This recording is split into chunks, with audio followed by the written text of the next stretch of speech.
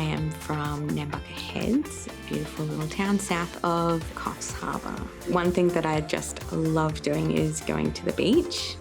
I go most days, live right by the beach. Even on my lunch break, I go and have a look at the water, see if I can see any dolphins, or the whales have been coming recently, so I like to see them breaching. Other than that, I just really enjoy spending time with my family, and exploring nature is big as well.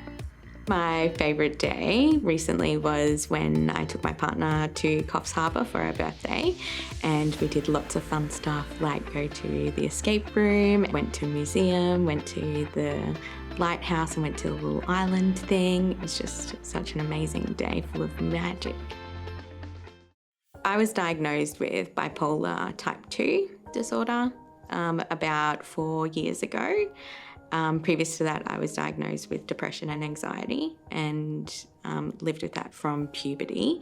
But when I got my formal diagnosis of bipolar, it just meant that now, still managing, but I'm able to live a normal life and not be ruled by the way my brain was working and moving my life through the world.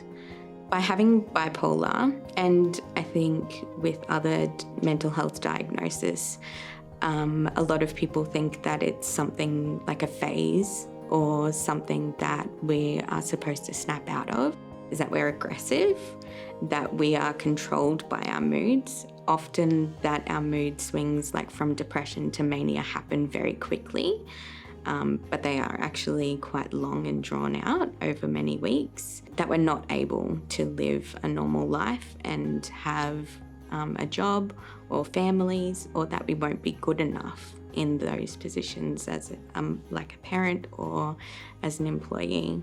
There are definite strengths and positive things that make me who I am by having bipolar, and although I have a lot of emotions, as I've been told, it means that I'm able to empathise with a lot of people and move with people through grief or through their own mental health issues. And so sometimes I feel powerful by that I can really use my experience to help others. I always feel comfortable speaking about my journey and having bipolar, because it's important not to be ashamed of it. And we've come a long way as a society when talking about mental health, but we still have a long way to go. So I will always be open to talking about it. Of course, there are settings in which it's an appropriate time, but we'll always be open and maybe reschedule a time or something like that. The last time I went to hospital was about a year ago. I was having an episode of depression. Although I was safe and had good supports around me, I wasn't feeling safe in my home because I was living alone. So I reached out to the mental health unit locally and organised a time to come in and speak to a social worker. It was a good experience, but the social worker was very much concerned with what medication I was on. I spent an hour talking about my medication and not so much about my safety or connecting with the person to feel like I've got someone on my side that's going to care about my well-being.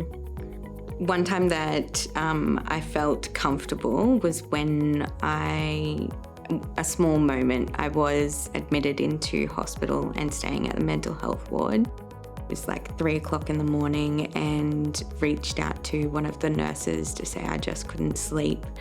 There was no doctor available, so they couldn't give me any additional medication. But they did allow me to sit in like a safety room that was monitored with an iPod and music, just so that I could calm myself down enough in the hopes that I could get some rest.